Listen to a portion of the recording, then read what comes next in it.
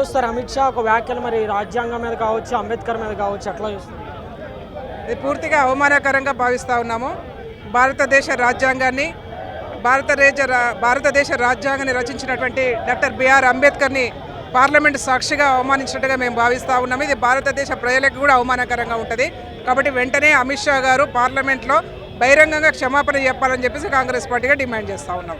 బీజేపీకి ఎందుకు ఇటువంటి ఆలోచన కలిగింది అంటారు? ఇప్పుడు రాజ్యాంగాన్ని మార్పులు చేయాలి, చేర్పులు చేయాలి వీటిలోనే. ఇది బీజేపీ ఈరోజు వచ్చిన ఆలోచన కాదు. ఇది ఆర్ఎస్ఎస్ యొక్క హిడెన్ ఎజెండా. ఆర్ఎస్ఎస్ ఎజెండానే భారతదేశ రాజ్యాంగాన్ని 100 సంవత్సరాల్లో మార్చాలని చెప్పేసి ఆర్ఎస్ఎస్ ఎజెండా ఉంది.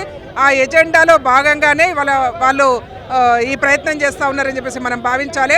మొదటి నుంచి కూడా చూస్తూ ఉన్నాం. వాళ్ళకు ఉన్నటువంటి ఆలోచన మనధర్మ శాస్త్రాన్ని భారతదేశం మీద బలవంతంగా రుద్దాలని చెప్పేసి. కానీ భారతదేశము విభిన్న జాతులు, విభిన్న కులాలు, విభిన్న దానికి సంస్కృతికి సంబంధించినటువంటి కలయికనే భారతదేశం. భారతదేశంలో ఉన్నటువంటి భారత రాజ్యాంగం ప్రపంచ దేశాలు దీని గురించి గౌరవంగా చెప్పుకుంటాయి, గర్వంగా కూడా చెప్పుకుంటాయి. భారతదేశ రాజ్యాంగాన్ని స్ఫూర్తిగా చేసుకొని గర్వంగా చెప్పుకునే ప్రపంచ దేశాలు మన దేశంలో ఉన్నటువంటి మనము అదే పార్లమెంట్ సాక్షిగా భారత రాజ్యాంగం మీద ప్రమాణం చేసినటువంటి మనము హేళన చేయడం అనేది అవమానకరంగా, అభ్యంతరకరంగా ఉన్నాయి. కాబట్టి అమిత్ షా గారు పార్లమెంట్ సాక్షిగా మీరు ఏవైతే వ్యాఖ్యలు చేస్తారో ఆ వ్యాఖ్యలను ఉపసంహరించుకోవాలి. డాక్టర్ బిఆర్ అంబేద్కర్ గారి అభిమానులకు, భారతదేశ ప్రజలకు క్షమాపణ చెప్పాలని చెప్పేసి డిమాండ్ చేస్తూ ఉన్నాం. సో కాంగ్రెస్ రాజ్యాంగాన్ని అడ్డుపెట్టుకొని రాజకీయాలు చేస్తుందని బీజేపీ ఆరోపిస్తుంది, ఎట్లా చూస్తారు? అసలు భారతదేశ ప్రజలకే కవచంగా ఉన్నది భారత రాజ్యాంగం కదా. కాంగ్రెస్ పార్టీకి కాదు, ఇది భారత రాజ్యాంగము, భారతదేశ ప్రజల రాజ్యాంగము. ఇది అణగారిన కులాలకు, అణగారిన వర్గాలకు, అణచివేయబడ్డ వాళ్ళందరూ కూడా ఒక రక్షణ కవచంగా ఉన్నది. ఇవాళ మీరు మైకు పట్టుకొని అడగగలుగుతున్నారు, నేను మాట్లాడగలుగుతున్నానంటే భారతదేశ రాజ్యాంగం ఇచ్చినటువంటి మనకు మాట్లాడే హక్కు ఇచ్చింది, ప్రశ్నించే హక్కు ఇచ్చింది, కొట్లాడే హక్కు ఇచ్చింది. కాబట్టి ఆ హక్కులన్నీ కూడా కలరాసే ప్రయత్నం ఇవాళ భారతీయ జనతా పార్టీ చేస్తూ ఉన్నది. కాబట్టి డెఫినెట్గా ఈ రాజ్యాంగాన్ని కాపాడుకునే బాధ్యత కాంగ్రెస్ పార్టీగా, అనేక సంవత్సరాలు భారతదేశాన్ని పరిపాలించిన పార్టీగా, ప్రతిపక్ష పార్టీగా ఇవాళ మా భుజస్కంధాల మీద ఉంది. తప్పకుండా రక్షించుకోవడం కోసం ఉద్యమం చేస్తాం. సో బీజేపీ ఏమంటుందంటే 400 సీట్లు మాకు ఇస్తే కనుక మేము రాజ్యాంగాల్లో సవరణలు చేసి సెక్యులరిజం కూడా తీసేద్దాం, అటువంటి ఆలోచనలు వారు కలిగి ఉన్నారని ఆరోపణలు వినపడుతుంది. అదే వాళ్ళకు సెక్యులరిజం అన్నా, భారతదేశంలో ఉన్నటువంటి విభిన్న కులాలన్నా, విభిన్న మతాలన్నా అవమానకరంగా ఉంది, చులకనగా ఉంది.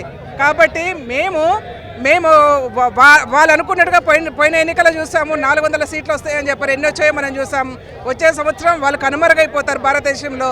తప్పకుండా అందుకోసమే ఇవాళ కొత్త ఎజెండాను తీసుకొచ్చారు. దీనికి అంతా కూడా ఏంటంటే వాళ్ళ ఎజెండా ఒకటి ఉన్నప్పటికీ కూడా ఇవాళ ఆదాని అంశము బయటకు వస్తూ ఉంది. ఆదాని అంశాన్ని కూడా పక్కకు పట్టియడం కోసం కూడా ఇవాళ అంబేద్కర్ గురించి మాట్లాడారు. ఎందుకంటే అంబేద్కర్ అనేది హైలీ రెస్పెక్టబుల్ ఇన్ ఇండియా.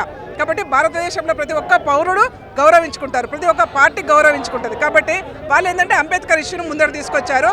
ఏదైనప్పటికీ కూడా వాళ్ళ హిడెన్ ఎజెండా ఏదైతే ఉందో ఆర్ఎస్ఎస్ ఎజెండాని ఇవాళ ఈ భారతదేశంలో రానిచ్చే సమస్య లేదు.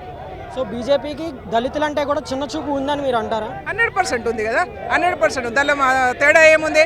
దళితులన్నా చిన్న చూపే ఉంది, ముస్లింలన్నా చిన్న చూపే ఉంది, మైనార్టీ వర్గాలన్నా చిన్న చూపే ఉంది, మహిళలన్నా చిన్న చూపే ఉంది. కాబట్టి ఈ వర్గాలన్నిటి కూడా అంబేద్కర్ గారు ఒక రక్షణ కవచంగా ఉంది. అంబేద్కర్ గారు చెప్పారు, ఏ కులంలో పుట్టినా మహిళల్ని సెకండ్ గ్రేడ్ పౌరులుగా, దళితులుగానే మేము వర్ణిస్తామని చెప్పేసి. అంటే అణచివేతకు గురవుతారని చెప్పేసి. అణచివేయబడుతున్న వాళ్ళు ప్రతి ఒక్కరు కూడా ఒక దళిత వర్గం కిందనే అంబేద్కర్ గారు వర్ణించారు. కాబట్టి వీళ్ళకి ఏంటంటే ఆయా వర్గాలంటే చిన్న చూపు. కాబట్టి వాళ్ళకు ఉన్నటువంటి ఎజెండా ఏంది? మనుధర్మ శాస్త్రం. భారతీయ జనతా పార్టీ ఎజెండా మనుధర్మ శాస్త్రాన్ని భారతదేశంలో ఇంప్లిమెంటేషన్ చేయాలి. దానికోసం రకరకాల ప్రయత్నాలు చేస్తూ ఉన్నారు. దాంట్లో భాగమే వాళ్ళ అమిత్ షా గారిని అవమానించుకోవడం అని చెప్పేసి మేము అనుకుంటా ఉన్నాం. కాంగ్రెస్ చివరిగా ముఖ్య డిమాండ్ ఏంటి?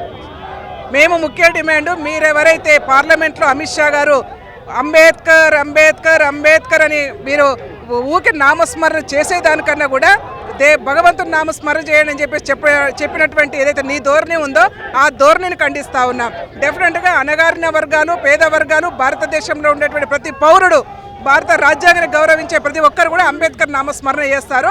మీరు అంబేద్కర్ నామస్మరణ చేయడానికి ఇబ్బందికరంగా ఉంటే పార్లమెంట్ నుంచి వైదొలగండి, బర్తరఫ్ చేయాలని చెప్పేసి కాంగ్రెస్ పార్టీగా డిమాండ్ చేస్తూ ఉన్నాం.